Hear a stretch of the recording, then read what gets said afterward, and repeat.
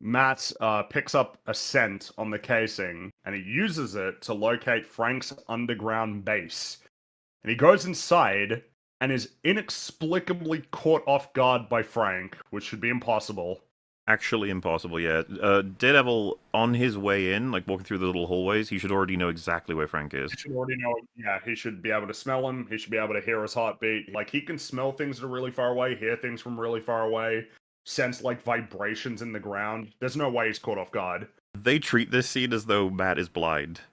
Like Yeah. that is the extent to which his perception works, because not only does he not realize where Frank is, but Frank runs at him, which what looks like 3 meters in front of him. As though the writers are like, well, Matt's blind. You're like, are you... So we got a lot to talk about here. So again, feel free to stop me at any time. Now, this part I find so odd, like the beginning of the scene.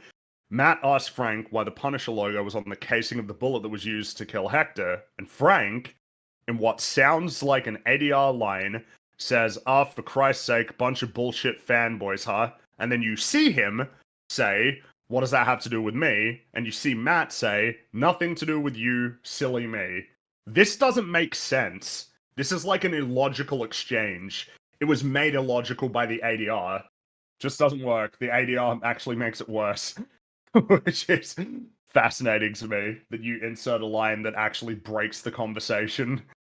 Yeah. So, what are we to conclude that Frank has been doing since the end of Punisher Maybe season 2, which episode 9's going to give us the substance on that, but like, yeah, it does feel a little like this is a result of the fact that we haven't had any, Punisher content now since the end of season 2, and he has to be here. So what's the explanation of the writers like? We'll deal with it later. You're like, well, okay. You should be prepared to deal with this. It's gonna be important. It is the challenges of doing this, and you have to solve these problems. Why having him say like, "I was the Punisher, and then I was here," like, okay, that's just literally like the meta description. You might want to try a little harder than that. And very indignant, Frank turns around and says, in what is definitely an ADR line, every day Bullseye goes to the chow hall, eats his slop. You know he gets to breathe the same air that you breathe. You feel good about that. Worth noting, it is kind of interesting that he calls him Bullseye, because, like, Bullseye is not, like, a name that was ever, like, given to him in the Netflix series. Yeah. It was just Dex. He never had an identity as, like, a villain. So it's kind of weird that he calls him that, but I guess Bullseye is now, like, a term that's out there, I guess. Yeah, well, we know Bullseye, so there. We know he's Bullseye. It's probably worth showing it, but Matt screams he got life, and Frank asks, how about old Foggy? He got life? And it's like, well, it's not bad. It's not bad. That might be the line where I was like, oh shit, that I do like that enough to say, like, good job, so well done, writers, you did it.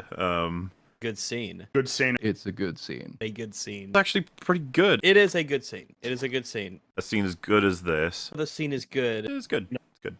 It is good. Why is this scene, like, inexplicably, notably good? Good scene. The lead up to it doesn't make a huge amount of sense. And even though we're jumping to somebody else's death that we haven't addressed before, when there's a more recent death that we're also not addressing because we can't be bothered, besides all of that, it's a good scene. It would be really cool if there was a whole show like this. Wouldn't that be crazy? It was 3 whole seasons. It was the